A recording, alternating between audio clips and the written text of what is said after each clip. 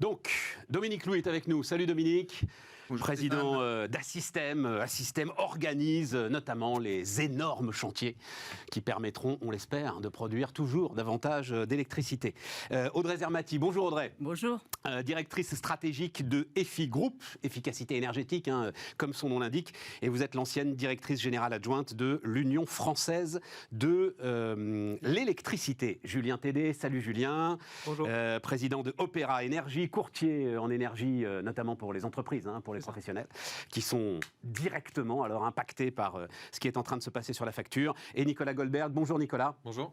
Bienvenue, senior manager énergie chez Columbus Consulting. Démarrons tout de suite avec pourquoi cette flambée des prix de l'énergie. Non, des prix de l'électricité, justement, tout est là. Julien, je vais démarrer avec toi parce que tu l'as écrit noir sur blanc il y a quelques jours dans les Échos. Tout le monde dit le gaz, Poutine, tout ça, machin. Je vois des tas d'explications autour du gaz. Tu me dis, vous vous gourrez les gars, c'est pas le gaz, c'est la tonne de carbone. Et si c'est la tonne de carbone, ça change tout. Alors qu'est-ce que c'est, le gaz ou la tonne de carbone ? Alors, les deux, mon général. Non, tu écris la tonne de carbone dans les Échos. Je l'ai écrit, ça a mis quelques temps à être publié, je l'ai écrit il y a quelques semaines. En fait, le prix de l'électricité, il augmente sur les marchés depuis le début de l'année. Ouais. Et ce qui pousse cette hausse depuis le début de l'année, c'est plutôt le CO2. C'est-à-dire qu'il y a à peu près 30 € du mégawattheure dans le prix de l'élec aujourd'hui, qui est expliqué par la hausse du prix du CO2.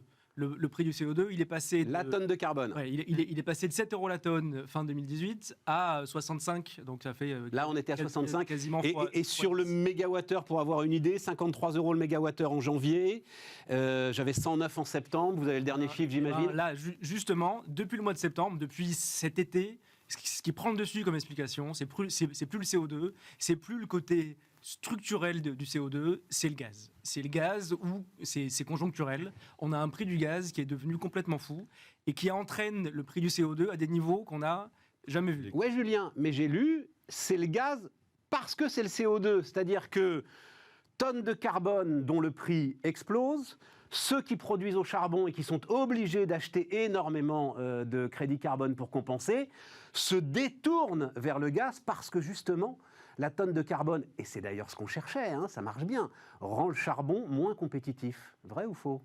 Non. Ça peut être un mécanisme à la marge, alors. Vraiment, le mécanisme qui est très contre-intuitif de formation du prix de l'électricité, c'est que ce qui fait le prix de l'électricité, c'est pas tous les moyens de production qu'on a utilisés, c'est uniquement le dernier. Oui. C'est-à-dire comme l'électricité se stocke pas, donc aujourd'hui, ce qui fait le prix de l'électricité, c'est le coût de fonctionnement d'une centrale à gaz. Donc c'est l'achat du gaz et payer le quota CO2. Donc payer le quota CO2, ça coûte plus cher depuis un an. Mais alors là, le gaz, en ce moment, on est... D'accord. Alors, hors de grandeur, on a passé le plus haut historique du prix de l'électricité. Je parle des marchés à terme, c'est-à-dire l'électricité qui sera livrée l'année prochaine. C'est ça qui est important pour les entreprises parce que c'est là-dessus que leurs contrats sont assis. Donc le plus haut historique, c'était en 2008, c'était 93,50 €. On l'a passé à la fin de l'été, on dit « Oh là là, on a passé le plus haut historique ». Puis on a passé 100. Puis la semaine dernière, on était à 120. Lundi, on était à 150. Mardi matin, on était à 180. Julien, et je vais demander évidemment, ça change tout parce que de deux choses l'une, soit c'est le gaz, et alors on peut penser qu'on est sur un moment, chez Engie, il parle de tempête parfaite, il remonte jusqu'au Brésil, qui a eu des problèmes hydrauliques cet été, etc. Et tout, et donc, ok, c'est une flambée ponctuelle. Soit c'est la tonne de carbone et on rentre dans quelque chose de radicalement différent. Il y a effectivement c'est les deux. Voilà, il y a le CO2 qui fait que l'électricité sera structurellement chère. Voilà. Et en ce moment... Donc peut-être pas 150, mais sans doute s'habituer à au-dessus de 100 € le mégawattheure. Ouais. Ouais, je pense qu'on aime bien trouver un coupable. Et donc là, c'est vrai que le coupable... Non, je veux comprendre. Alors moi, ça fait plus de 15 ans que je suis dans l'énergie, mais un peu comme les gens autour... là, Audrey. Ouais, et un peu comme tous les gens autour de la table. Et en réalité, ce sujet de l'augmentation des prix, ça fait longtemps qu'on en parle. Aujourd'hui, on va parler du gaz, on va parler du CO2, mais on va vous parler demain des investissements dans les nouveaux réacteurs nucléaires, on va en discuter. On va parler des investissements dans le transport, la distribution, l'acheminement. On va parler de l'investissement dans les énergies renouvelables. Donc, aujourd'hui, on parle du CO2, on parle du gaz, mais comme le disait Julien, il va falloir s'habituer à une évolution des prix plutôt à la hausse, une volatilité. Donc il y aura des moments peut-être de baisse, il y aura des moments de hausse, mais évidemment une hausse structurelle, parce qu'on est quand même sur des sujets structurellement sur lesquels il va devoir y avoir des investissements importants. Pour compléter ce que dit Audrey, entre 2010 et 2016, quand la facture d'électricité augmentait, on disait c'est à cause des énergies renouvelables, parce qu'on les paye avec une taxe qui est sur la facture d'électricité, et cette taxe est envolée avec le développement des énergies renouvelables. Mais ça, c'était entre 2010 et 2016. Donc effectivement, à chaque fois, il y a un coupable. C'est pas toujours le même, mais on voit bien que du fait de la transition énergétique, de la lutte contre le changement climatique, on a toujours un coupable quelque part qui fait augmenter quelque chose. C'est la facture d'électricité, c'est des impôts et autres. Et là, dans ce que vous disiez, Stéphane, en introduction, effectivement, la transition énergétique aura un coût. Qui va payer ? Il y a une différence entre le coût et le prix. C'est pas parce qu'on a investi énormément dans du nucléaire, de l'efficacité énergétique ou autre, que le consommateur le retrouve directement sur sa facture d'électricité. Ça peut être... Au contraire même. En fait, l'impression qu'il a, le consommateur, c'est au contraire. Au contraire, aujourd'hui, on fait payer énormément de la transition énergétique aux consommateurs. Mais là, on en voit bien les limites. On l'a vu avec les gilets jaunes qui s'opposaient à la taxe carbone. Là, avec les prix du CO2, effectivement, en ce moment, c'est plutôt le gaz, mais c'est conjoncturel. Mais je rejoins complètement... Mais tu vois la différence, Nicolas, là où je trouve ça très très intéressant, c'est que tant que tu es sur des hausses, je vais dire, qui sont liées à la production ou qui sont liées au réseau, parce qu'il va falloir en parler aussi du réseau. À la limite, tu peux les justifier dans une facture électrique. Oui. Quand tu te retrouves avec une hausse qui est liée en fait à un outil politique, qui est la tonne de CO2, alors là, le sujet, c'est que les conséquences, c'est-à-dire la hausse de la facture pour le consommateur final, vont toucher les mêmes décisionnaires que ceux qui décident des mécanismes de régulation de la tonne de CO2. Il serait temps d'assumer. Non, mais il serait temps voilà, je suis ravi qu'au bout de 7 minutes 28, on ait déjà cette première conclusion qui me semble très très importante. Il serait temps d'assumer effectivement le coût de cette transition énergétique et surtout le coût de la non-action. Parce que là, on dit oui, ça va coûter cher de faire la transition énergétique. Ça va coûter extrêmement cher de ne pas la faire. Et dans la transition énergétique, moi, j'inclus le nucléaire. Comme ça, voilà. Oui, on va y aller sur le nucléaire. Voilà. Mais il va falloir assumer ce coût. Là, on dit effectivement la tonne de CO2 augmente, mais c'était bien l'objectif. Avant, on avait une tonne de CO2 à 5 € la tonne. Moi, je fais partie des experts qui ont dit arrêtez, à 5 € la tonne de CO2, ça ne veut rien dire. Mettez-nous un plancher.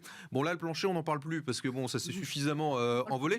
Mais par contre, depuis 2018, l'Union européenne fait des choses bien. C'est qu'elle a retiré les surplus de quotas et c'est ça qui a fait augmenter le prix. Donc, c'est une décision politique. Attends, faut tout expliquer. Attention, surplus de quotas, ça veut dire qu'en gros, tu avais un marché du carbone, mais qu'on te donnait tellement de tonnes de carbone quand tu avais à produire quelque chose d'un peu polluant, qu'en fait, il était totalement inefficace. Voilà. Exactement. Et donc, ce sont ces fameux surplus de quotas, on va dire des quotas gratuits, qui ont été retirés du marché. Exactement. On était plusieurs experts à dire il faut un prix plancher pour la tonne de CO2 pour que ça veuille un peu dire quelque chose.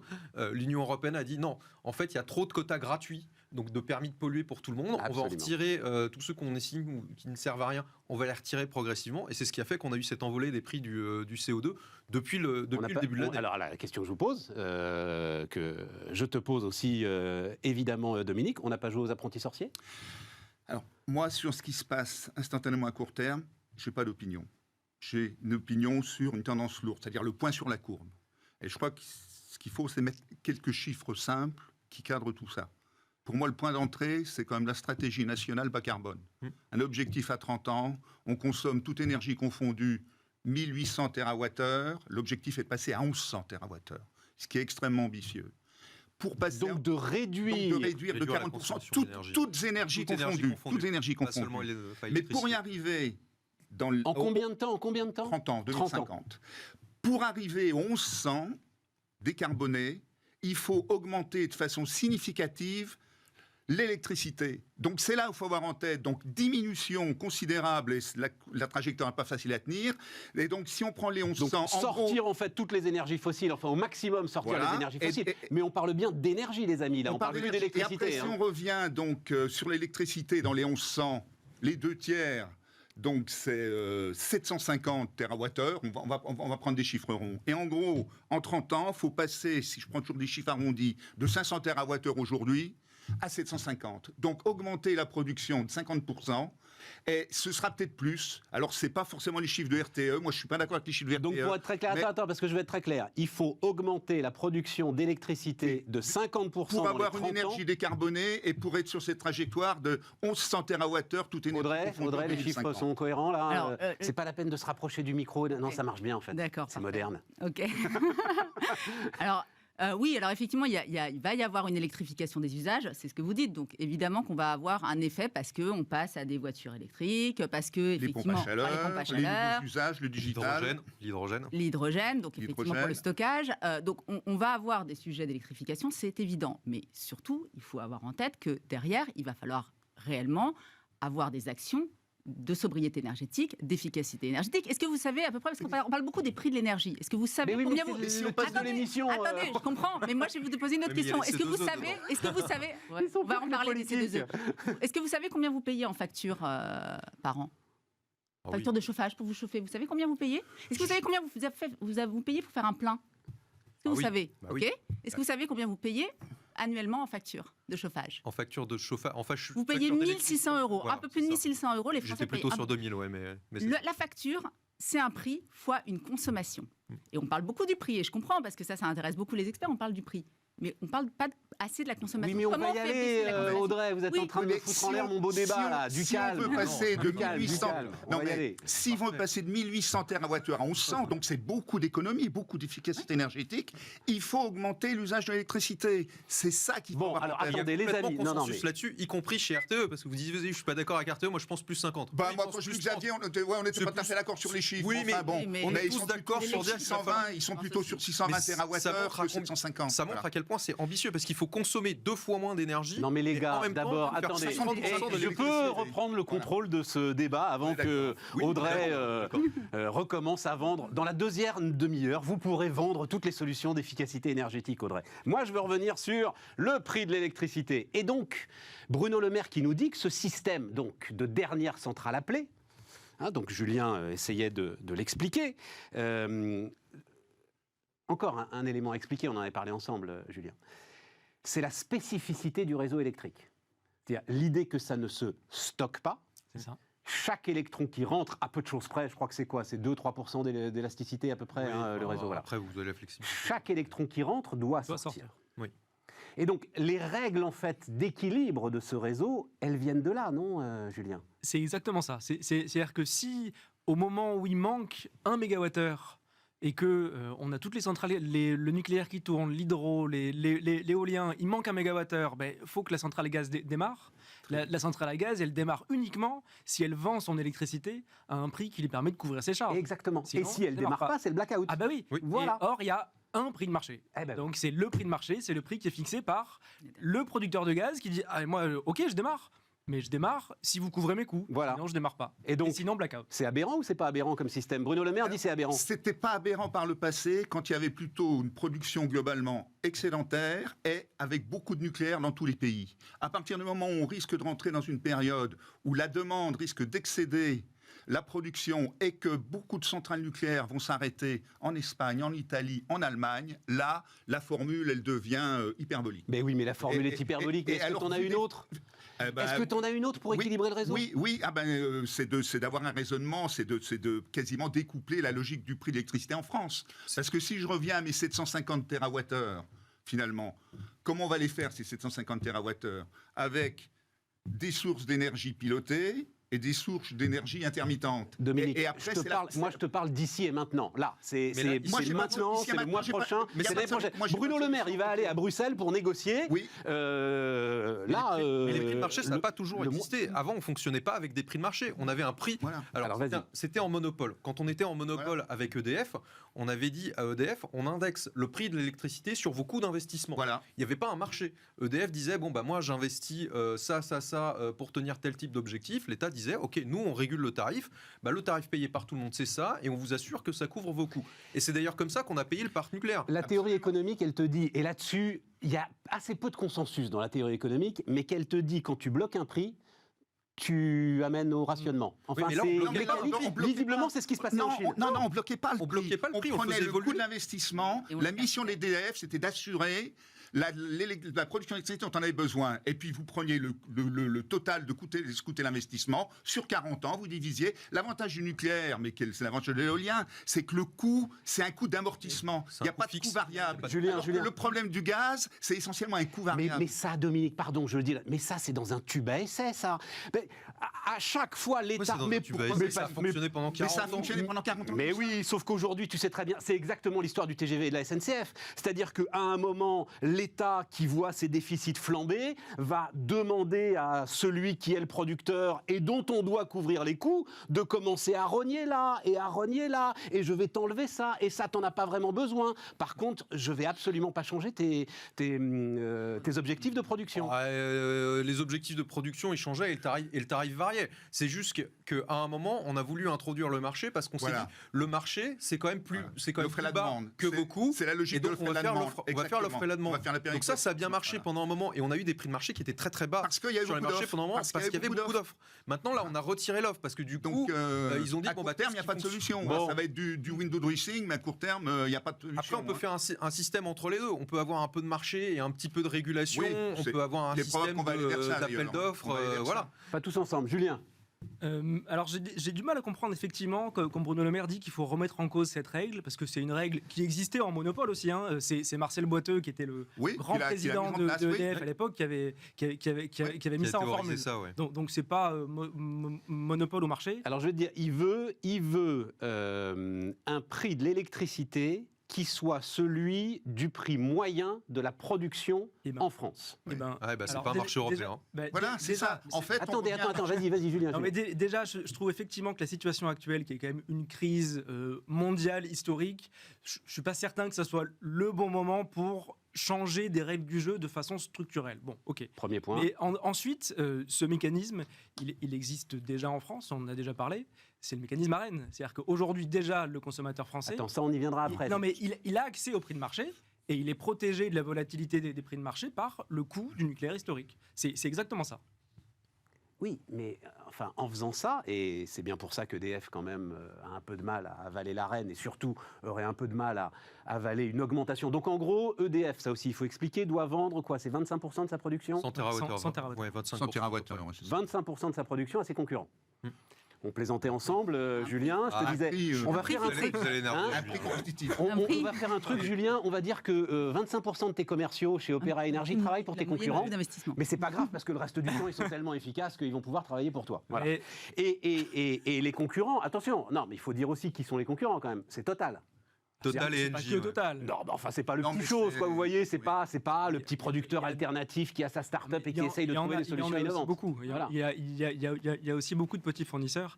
L'ARENH, alors merci de me donner l'occasion de tordre le cou, et cette idée fausse. L'ARENH, c'est pas une subvention des fournisseurs, c'est une subvention du consommateur. Le principe de l'ARENH, c'est que le consommateur final ait accès, pour une partie de sa facture, à un coût du nucléaire historique, qui soit client de EDF ou pas. C'est tout. Sauf si le fournisseur en a pas forcément besoin et qu'il va vendre ce qu'il récupère de l'ARENH sur les marchés. Bien sûr. Oui, mais Cette blague. Oui, mais ça c'est impossible. Non, mais si. Il y a pu avoir des montages comme Nicolas, ça. Le pense que c'est pas mécanisme impossible. non, mais je dis pas que c'est impossible, mais c'est une des imperfections du mécanisme ARENH qui est pas parfait du tout. Son prix n'a pas changé depuis 10 ans. Donc 42 € le Il y a mégawattheure. une optionnalité qui est absolument anormale, et c'est-à-dire que quand les prix de marché sont hauts, EDF vend à 42. Quand les prix de marché sont bas, EDF vend en prix de marché. Donc ça c'est complètement injuste. Donc je dis pas du tout que c'est un mécanisme parfait, mais aujourd'hui c'est un mécanisme qui existe, qui est un coût et pas un prix, comme Bruno Le Maire le dit, et qui protège le consommateur, qu'il soit client de EDF ou pas, qu'il protège en partie de la volatilité des prix de marché. J'en arrive à la question qui est la question en fait que pose entre les lignes Bruno Le Maire. Est-ce qu'il faut renationaliser le marché électrique et donc arrêter ce grand marché européen d'interconnexion qui, soit dit en passant d'ailleurs, permet à EDF d'exporter massivement. Est-ce que ce serait moins cher si on faisait ça ? Mais j'en sais rien, c'est toi l'expert, Nicolas. Non mais du coup je te le dis, non. Enfin, c'est pas forcément moins cher. Je veux dire, on a énormément d'investissements à faire sur le parc de production électrique, que ce soit les réseaux, les renouvelables, le nucléaire. Il faut se rappeler que en 2013, quand les prix administrés ont augmenté de 5%, c'est là où on s'est dit oh là là, ces cons d'EDF avec leurs tarifs administrés, indexons plutôt sur le marché parce que le marché c'est bas. Si on avait intégré tous les coûts de réinvestissement d'EDF et autres, c'est pas dit que ce prix payé par le consommateur aurait été nécessairement plus bas. Audrey, il aurait été moins volatile. Ah, mais Il aurait complètement, été moins volatile. c'est ce que je disais mais tout pas à l'heure. forcément C'est-à-dire plus qu'en bas. fait, là, on se dit que conjoncturellement, il y a une hausse qui est liée peut-être. Alors, on met l'Europe, et c'est assez à la mode de mettre l'Europe Ça, je suis comme bien étant Oui, voilà. coupable sur ce Tu genre dis ça tout le temps. d'évolution négative. Mais là, c'est la vrai pour le réalité- coup. Non, mais la réalité, c'est que effectivement, on est sur face à un 3 mois. mur Non, d'investissement. On est face à un mur d'investissement sur la transition énergétique, les ENR, l'acheminement. Oui, le Audrey, transport. mais je repose Donc, ma question. et- Non, non, mais mais je si repose demain- ma si question. demain- Est-ce qu'il vaut mieux un marché national, et attention, il y a le prix, mais il y a la sécurité d'approvisionnement aussi, hein. Oui. Est-ce qu'il vaut mieux un marché national pour financer tout ça, ou est-ce qu'il vaut mieux un marché européen? Il faut une régulation, il faut des investissements d'État. Donc ça peut être l'État, ça peut être une entité supranationale, donc l'Union européenne. Et il faut quand même qu'on ait de quoi réinvestir. Parce que là, il y a l'Arenh et 42 euros. On dit 42 euros comme ça. Par contre, personne réinvestit avec ça. Ça veut dire qu'on avait mis en place l'Arenh. À l'époque, la promesse, c'était de dire on met ça en place, comme ça la concurrence pourra se développer et pourra réinvestir. Sauf qu'on était dans un système surcapacitaire, comme disait Dominique tout à l'heure. Donc les autres n'avaient pas intérêt à réinvestir. Donc en fait, avec l'Arenh, et c'est moi le grand reproche que j'ai à faire à l'Arenh aujourd'hui, on dit la pile d'une rente. C'est-à-dire Donc voilà, on dit hein, les encore une consommateurs fois, payent moins cher. l'obligation Et faite comment à on fait EDF de vendre une partie de sa production Voilà. à un prix Et à bloqué à l'ensemble de ses Et concurrents. à aucun moment on se pose la question de comment on fait les investissements, et ça c'est très délétère. Yes, Dominique. Ce qui est le symbole aujourd'hui de l'incompréhension et de l'incohérence européenne, c'est la problématique de la taxonomie. Aujourd'hui, il y a la France, on est en train de se découpler complètement de C'est encore un l'Allemagne. autre sujet, Dominique. Non, là. c'est le même, mais c'est le même. Parce qu'aujourd'hui, quand on regarde, moi je reviens à mes investissements à 30 ans, les 750 TWh français, on va faire une péréquation entre du nucléaire et de l'éolien. Et en gros, pour comprendre, si on faisait tout en nucléaire, c'est 60 EPR. Si on fait tout en éolien offshore, c'est 25 000 éoliennes. Donc ni l'un ni l'autre ne fonctionne. Donc on met la péréquation. Et puis, comme l'éolien, il n'est pas pilotable, de toute façon, il faut avoir du pilotable à la hauteur de la puissance. Parce que Donc un peu de gaz. je suis désolé de faire un peu de technique, mais alors un peu de vas-y. gaz ou des SMR, on va en parler. Parce que SMR, vas-y, Pourquoi on sort- traduis SMR. les mini-réacteurs nucléaires. Voilà, les mini-réacteurs nucléaires des 170 mégawatts, 10% d'un EPR, qui permettrait effectivement de ne pas refaire les centrales à gaz en France. Donc on est en train de s'éloigner de l'Allemagne. La feuille de route de l'Allemagne, elle est très simple. C'est je fais un maximum d'éolien. Et de toute façon, comme c'est intermittent, puis qu'une éolienne, même offshore, c'est 3750 heures par an, la moitié du temps, l'autre moitié du temps, c'est du gaz. Et donc, il me faut, si je veux assurer ma sécurité énergétique, la même puissance en gaz et en charbon qu'en éolien. Donc moi, j'ai intérêt à Donc, connecter avec si je les résume, autres. Dominique. Mais en France, on n'a pas Voilà. intérêt à ça, donc on est en train de se séparer. C'est ça. Il y Alors- a de telles divergences dans nos politiques énergétiques qu'en fait, le système européen n'a plus de sens. Audrey Et c'est ce que dit un peu Bruno Le Maire. C'est pas Sur la forcément qu'il n'y a plus C'est aucun pas que ça sens, n'a plus mais par aucun contre, sens. il y a Mais des Il n'y a divergences. pas, enfin, on a des systèmes, on a un marché unique européen, mais Ouais. c'est vrai qu'on a des politiques énergétiques qui sont différentes. Et Exactement. comme le prix de l'énergie reste très à la main des politiques, et certainement que le politique ne voudra pas le remettre à l'Union européenne, on est dans effectivement ces logiques un peu Et quand même, vu du consommateur, en Allemagne, le prix du kilowattheure, c'est presque le double de la France. Ça dépend Donc, du consommateur. Ça dépend du consommateur. Voilà. Mais si on Mais- prend le particulier, nous, on doit être à 17 centimes et puis eux, ils sont à 30 et quelques. Oui. Bon, aujourd'hui, en France, il y a quand même un clignotant, à mon avis, c'est une conviction personnelle. Quand on va dépasser les 20 centimes le kilowattheure, attention à la couleur du gilet qu'on va voir dans la rue. Mais ça, Et- c'est et le parce résultat que- d'une politique. En Allemagne, quand on dit un consommateur paye plus cher, c'est un consommateur particulier. c'est un particulier, pas C'est les un particulier. entreprises. Mais Oui. les entreprises ne Elles- payent vraiment Attends, pas attends. cher leur électricité. Mais justement, parce que l'Allemagne a dit on va y aller à fond sur les renouvelables et pendant un moment, on va casser les prix de marché. C'est aussi Ouais. pour ça que les prix de marché étaient extrêmement bas en Europe pendant un moment. C'est parce que l'Allemagne a complètement surinvesti dans des capacités renouvelables. Bon, ils l'ont fait pour fermer le nucléaire, ils auraient pu fermer le charbon, mais bon, ça c'est un avis. Je crois qu'il est Mais assez du coup, largement il a partagé. assez largement- Mais du coup, il a bien fallu payer ces investissements renouvelables. Et ben, l'Allemagne a fait un choix politique. Voilà. Ils ont dit, nous, notre consommateur particulier, il va payer plein de taxes pour payer Ouais. justement tous ces parcs renouvelables. Par contre, les industriels, eux, ne paieront que le prix de marché. Et nous, c'est presque Et- l'inverse. Et nous, c'est presque Et l'inverse. nous, c'est Du l'inverse, coup, Julien, ce qui a permis d'ailleurs la naissance d'Opéra Énergie, d'ailleurs. Vous vous en félicitez. Et du coup, Il fallait des courtiers efficaces pour lisser cette facture. Exactement. Mais c'est comme ça qu'on a une politique industrielle cohérente. Et là, l'Allemagne, il y a plein de reproches à faire à l'Allemagne. Hein. Par contre, l'Allemagne Ils a sont fait sa cohérents. politique. Ils sont cohérents. Les Ils sont Allemands cohérents. sont cohérents par Exactement. rapport à ce qu'ils sont et la décision d'arrêter le nucléaire. Et ils ont c'est tout favorisé. le problème. Et nous, on est cohérents à plus vouloir de système. Donc, Oui, mais c'est vrai que, alors, et merci de me l'apprendre parce que c'est quand même un sacré symbole de la façon dont on voit les choses depuis une trentaine d'années. Que du côté de l'Allemagne, on se dise qu'on va subventionner les entreprises, faire payer le consommateur, et nous, on se dise qu'on va faire payer les entreprises et subventionner le consommateur. Je trouve ça très intéressant. Ouais. Et la taxonomie, c'est le résumé de ça. Moi, j'étais à Bruxelles Donc lundi, taxonomie, là aussi, on le dit très très vite, taxonomie, c'est quelles sont les activités qui pourront être considérées comme vertes et donc Voilà. financées comme telles Voilà. par l'ensemble des systèmes d'obligations vertes qui vont se déployer de plus en plus à l'échelle du continent. Et jusqu'à présent, il y avait une forte résistance à y intégrer le nucléaire. Il semble que le vent soit en train de tourner quand même. Dominique. Enfin, surtout, le sujet, c'est qu'on y a mis le gaz quand même. Oui. Alors moi, mon point de vue, c'est pas le problème du nucléaire, c'est quand même le problème du gaz. C'est-à-dire que la réduction des émissions de CO2, c'est pas une priorité. C'est quand même un vrai sujet. Alors je vais prendre ma Quand on- casquette. quand on va- Attends. Je vais prendre ma casquette Patrick Pouyanné et je vais te dire oui. que le gaz. Ah bah oui, mais je vais te dire que le gaz est indispensable pour assurer la transition. La priorité, c'est d'enlever le charbon. Si tu veux enlever le charbon, tu es obligé de passer par le gaz. Alors, Dit moi, Patrick je vais prendre Pouyanné. ma casquette d'homme de Dominique 70 Louis. ans qui a connu les années 70. C'est que quand il y a eu le choc pétrolier, on n'avait aucune expérience nucléaire. On a construit un parc de 58 réacteurs en 20 ans et ça a été une filière extrêmement dynamique qui a créé beaucoup d'emplois. Donc, s'il y avait la volonté politique aujourd'hui de construire 40 EPR, on pourrait le faire, on pourrait se passer de gaz. Bon, on va y aller justement. voilà. On va y aller dans la deuxième partie de cette émission. On va pouvoir parler d'efficacité énergétique, Audrey. Allez, c'est parti, dans un instant.